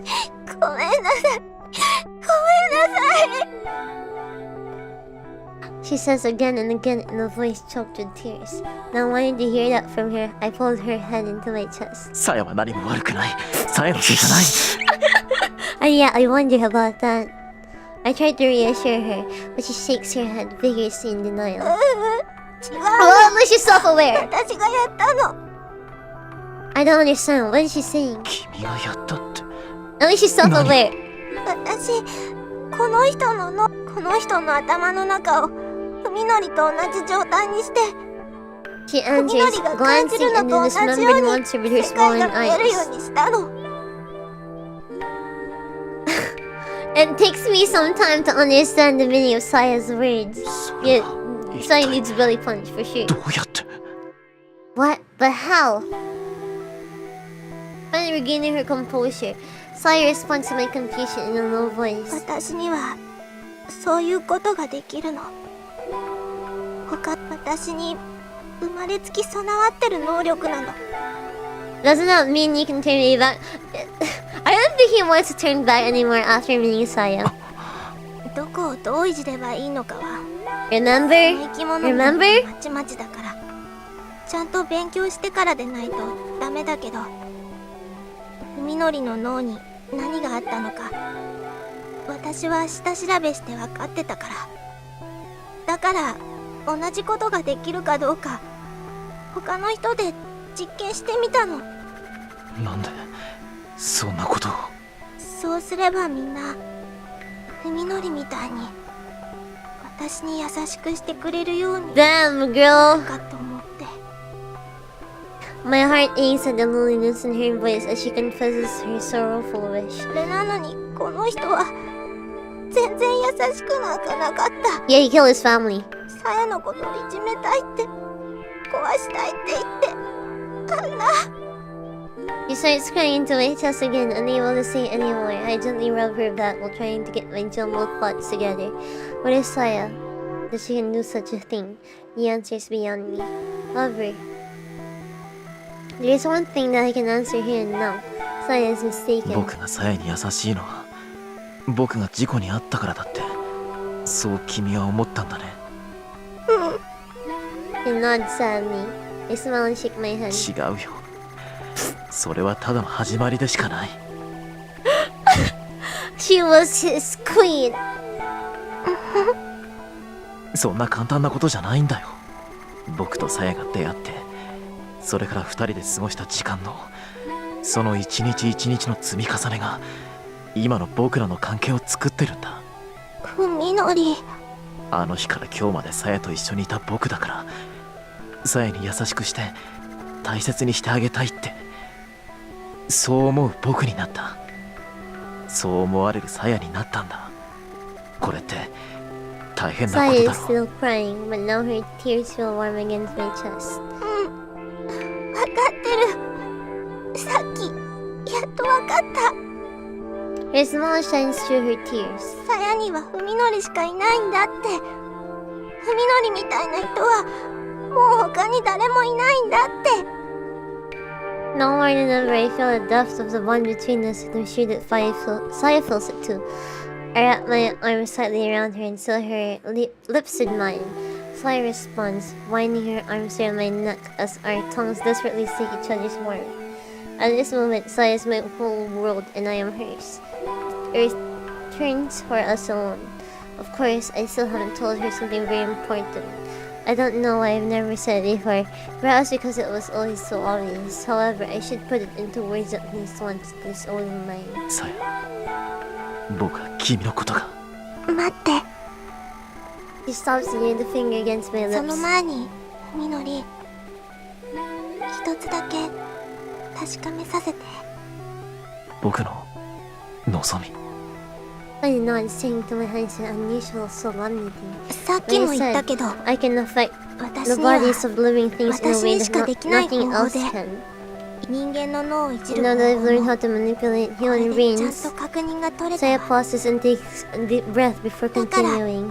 今ならあ I な can た turn の you back 頭 to を normal. 元の状態に戻すこともで Okay, き I'm る gonna の。 go get water for a bit. My mouth's turning red.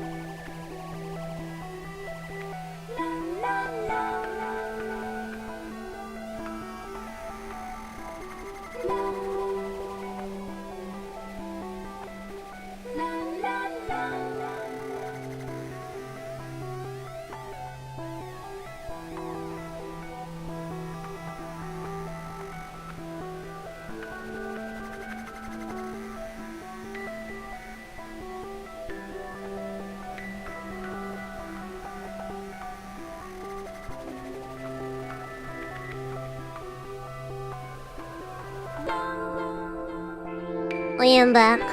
Thank you, Carson, for your super chat. I just virtual over the whole world. Okay. I think we're almost going to end the stream. So let's do this. Saya pauses and takes a deep breath before continuing. I can turn you back to normal. I can fix you, Fuminori. なんだって。 What? Until now, that hasn't even been in the realm of possibility. その人 I に just やっ have た been の the と opposite 逆 of の what こ I と did を to that man. It's 文 really 則にしてあ simple. げればいいだけ。とっても I 簡 have 単な placed ことよ。 Saya's words in my hand to be sure of their meaning. だから文則、教えて。Tell me if Minori. あなたが昔の暮らしに戻りたいかどうか、あの事故で失ったものを取り戻したいのかどうか。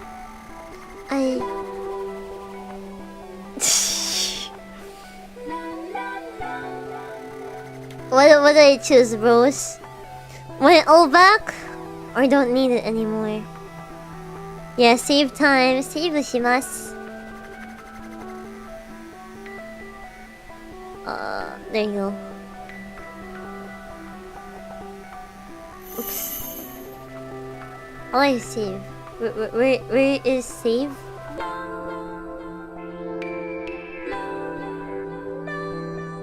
I'm perfect the way I am, Saya. Oh, there you go.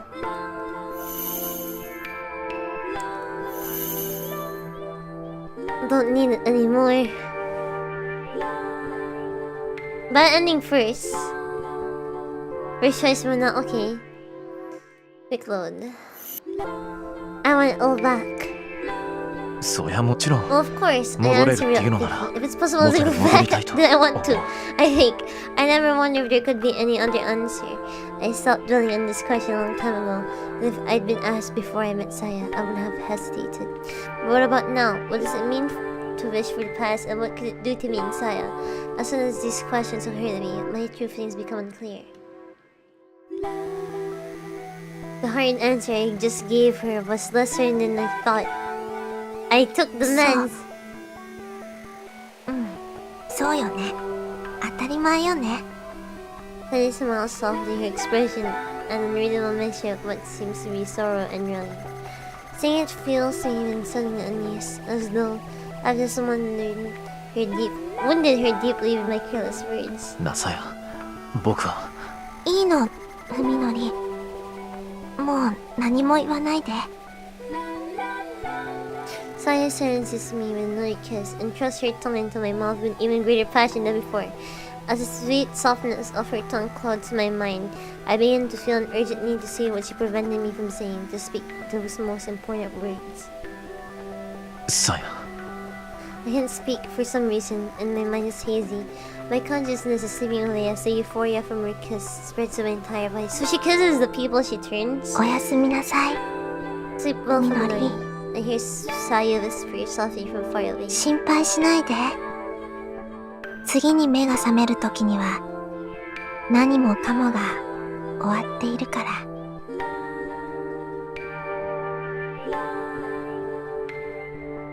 Sayonara! Sayonara, Saya. Wait, I have to tell you something before I sleep. Just one thing. My efforts are meaningless, however, as oblivion calls me into its embrace.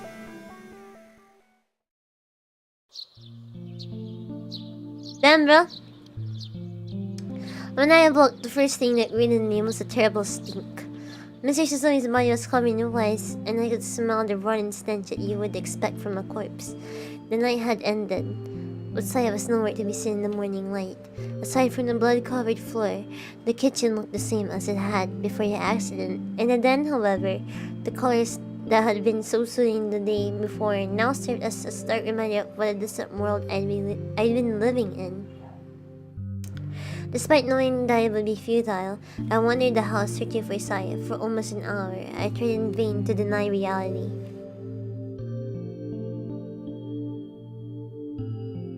Then I called the police. When the operator answered, I couldn't stop myself from crying. It had been such a long time since I heard a human voice other than Saya's. As became clear later, Mr. Shizumi's had murdered his family before I killed him. Unable to give the police a satisfying explanation, I was arrested for all 3 murders. And when they found the remains of Takahata only in my house, a 4th was added to the charges. During my interrogation, I told them everything as it had happened, in every detail. The detectives didn't believe me, of course, but the doctor who came later did. He had me moved from the jail to a much cleaner white room. That's right, this room looks just as white to me as it does to everyone else. Saya got him fucked. Alright, you don't want to stay with me? I'm gonna leave you with all these charges. In the end, they declared me incapable of answering for my actions. Everything that happened to me was real, but part of a reality incompatible with the rest of the world. So the doctors gave me a space all to myself, a place where I could live in my own world. I'm sad that I wasn't believed, but I know that it couldn't be helped. In this world, reality is what the majority says it is, and I had the misfortune to step outside of that box. The walls of my room are undeniably white. That at least I can be thankful for as I live out the rest of my life here. Everyone said that there was never any girl named Saya, but so be it. Saya was probably never part of this world. But why shouldn't I be able to hear Saya's voice here in my room? This is my world after all. Saya, please, I just want to see your smile, Saya! Why won't you smile for me, Saya? A continuation of the very real time that we spent together. How long did I wait with such thoughts floating through my mind? One night, I awoke to the sound of something crawling down the hallway. The sound would not normally have awoken me, but I must have had a premonition that night. Sleeping later than usual, I had waiting for her arrival, and so I knew instantly that it was her. サヤなんだね。 She didn't answer, but I could feel her outside my door struggling with some internal conflict. なあ、どうして声を聞かせてくれないんだ？ After a long silence, something small slid through the narrow bars of my peephole. It was a cell phone. The screen already showed a note to have been freshly entered text. My voice will sound strange to you. I couldn't suppress a chocolate Saya's uncharacteristic display of shyness. そんなこと僕は全然気にならないよ。 I started sending the phone back to the voice. 姿が見たい。 After a short pause, the phone returned to my side. Please let me stay the Saya you remember. そうか。 I started to suspect that it might be so, and how my eyes had made of the world. Saya alone had looked normal. I thought that she was somehow unique. In truth, however, she had probably seen a different kind of unique than I'd imagined. She had probably been a different kind of unique than I'd imagined. It wasn't that my senses had distorted her appearance, but that she had been so unusual as to seem normal to my twisted mind. Saya's true form was something other than what I had known. Now, however, I could see her as she really was. But Saya didn't want that, and it was not for me to question the workings of her heart. I just had to accept that girls need to keep some things private. あの日君に言おうとしてたこと保留になった。 Saya's IRL, Saya's roommate. I said the phone back to her. I was hoping you'd forgot it. I smiled wryly, really, at the text on the screen, wondering if she really thought me so heartless. 忘れたりするもんか。 No one was listening, but still, it would have been embarrassing to speak the rest aloud. So this time, I typed it into the phone. It's gonna be "I love you" or some shit. Yeah, it is.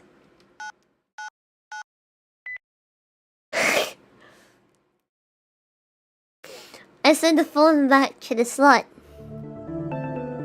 So even if you stop finding children attractive after taking meds, you still lock you up. Lesson learned. Yeah, so like there's no point.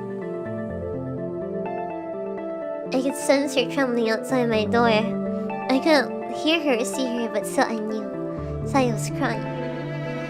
僕は構わなかったんだよ。 Perhaps my words offered no comfort, spoken slowly. And so I was ready. I had wanted to return my old life, but I would have abandoned that which was sad. I know that I would have gone with her hand in hand as far as they could into the most forbidden places. Saya too must have known that I was prepared, and because she knew, she stopped me from saying those words. If I had spoken that oath, there would have been no going back. I'm sorry I was a coward. Seeing the words on the screen, I shook my head. 君だけが悪いんじゃない。あの時僕に迷いがなければ、君だって勇気を出せた。 I そう was だ、 afraid of you, of how you would change me because of me. 仕方ないさ。 And I couldn't bring myself to take everything from me, but I couldn't bring myself to give up everything for her. You're too weak to find happiness. さやはこれからどうするんだい？ I keep searching for my dad. He'll know how to send me back to where I came そう from. か。帰りたいんだね、さや。A short time passed and no words or messages exchanged. I wonder how many times in that brief silence yes and no changed place in her mind. Yeah. With the phone finally returned, the characters on the screen seemed strangely uncertain. そうか。お父さん、 HP 見つかる Lovecraft. といいね。 Her name wouldn't be Saya then. Oh shit. I'll do my best. This time had come for a party. She had chosen her path and I had given my blessing. There was nothing more to be said. もしも気が変わったら、僕はずっとここにいるから、いつでも来ていいからね。I will, thank you. Goodbye, Fuminori. I read her final message and returned the phone to the other さ side. ようなら、さや。 Damn eldritch horror got phones in them nowadays. She gently slapped my door in response, and then I heard the sound of her sliding off down the hallway. And I was left alone in the silence of the night.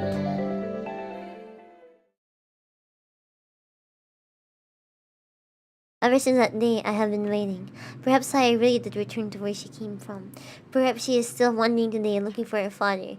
It must be hard. Why couldn't she have just bought him a phone and then give it to him, and then they could have just texted each other all the time, you know? It must be hard. She must be lonely. When she can no longer stand being alone, she will surely return to me. I'm the only one who will comfort her and whisper sweet nothings in her ear. And so I wait, dreaming of her face and her voice. I wait forever in my white world. I don't like phones. Ooh. They're no. Oh yeah, okay, makes sense. Thanks, Nitro Plus. Thanks, Butcher. Very cool. Chilling in my room. That was the first band ending of NO UTA. Lesson learned: do not take your pills. Very bad thing to do. You will just end up in a mental institution away from your wife. One hell of a disturbing game. It's not done yet. It's not done yet. I swear it gets worse. Don't take your meds. Yes. Stay with your cunny wife forever. What the hell fuck 90 plus? I now remember this girl being in a fight. Yeah, it was 90 plus fighters. It's yeah. I have it. I used to play it before. Where was it? 90 plus. 90 plus blasters. There you go. 90 plus blasters. That's the name of the game. Yeah, so I said 90 plus. Yeah. But the doctor said that the meds will do me a lot of good. The doctor in the scene is freaking great, I think. I like her a lot. I'm gonna tell you. Because I know look at this kind of thing. I hope they make even worse, scarier stuff in the future. Best character 90 plus blasters in my opinion, yeah. I actually still don't know what Moko Aoi from Toteno does in 90 plus blasters. She kinda just puts her phone up in the air and goes People in dark can place the rich hand. Don't care, my oh she made me do it. So for Minori, is this Saya in the room right now? Saya's kind of a mascot of 90 plus. Isn't it what was her name again? No, it was Sonico, right? She's the mascot. Every 90 plus game is great. Yeah, I wish I could play Dracon in stream because Dracon is like really funny. I really wanna voice the mom and keep screaming. Also Sonico. Sonico looks a lot like Ali Moko Ali though. Moko Ali. Anyway, that was sweet. I don't like the at least this 90 plus game doesn't shy away from what the censorship really is. But I really hate how they did Toteno because they can't even say sex properly. They replaced it with kiss. Oh, you guys were kissing the rooftop, weren't you? Oh no, we weren't, bruh. Yeah, it's every Sunday. Yeah. Anyway, that was the second playthrough of NO UTA. We're almost approaching the ending, the true ending. So I hope you guys enjoyed a lot. The painter part was really freaking messed up. I remember I felt really bad when I first read it. I bought Narrator Plus just because of Saya. You bought the entire company just for Saya? Oh my god. So cool. Need a better ending? Yes. Next episode we will go for the better ending. So is the next one long too? Yeah, for sure it's gonna be long. I think Sonica becomes thicker and thicker the more she gets drawn. Yeah. Biri biri. Turururu. Is it biri biri or turururu? It's turururu, right? Turururu. Biri biri is tururu. Oh, right. The biri biri was the get zappy part. It was the Sigs part. And then, oh, Phenomenal! Phenomenal is something I can play on stream, for sure. Phenomenal is something I can play on stream. Thank you for the reminder. Yeah, we can play Phenomenal. Biri story no? Biri story no? Or something. Wanna get zappy or something like that. It wasn't the... Yeah, it was the Sigs. Will you be doing more VNs in the future? Yeah, for sure. Biri story no? Alright. I'm gonna go rest. I'm so damn thirsty and tired. I can't freaking read stuff when I just drank, or else my throat will just shrivel up and die. It's short and easy plus art plus Abe art Kino. Yeah. It's the ELAINE guy, right? It's the ELAINE guy that illustrated it. Very good. I like Abe and what was the name of the other guy?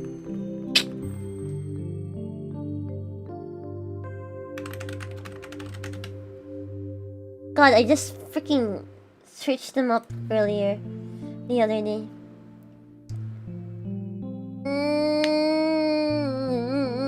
I like Abe and what was his name? What is his damn name again? Oh no! Wait. I almost played music. Rains Murata! Yeah. Rains Murata. I like Abe and Rains Murata. Oh my god. I almost played copyrighted music. Jesus. Alright. That was Sign No Uta. Please look forward to more episodes in the future. Sorry if I sound really tired, but I'm just chill right now. Hope you sleep well. Yeah. I hope you guys sleep well too. Alright, good night everyone. Good night, Virginate Taste. Bye. Flashbang.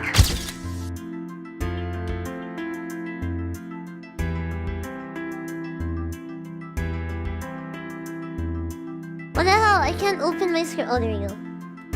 Thanks for watching my Sign No Uta reading stream. Leave a comment down below once the video ends. And don't forget to check out my Twitter and Facebook.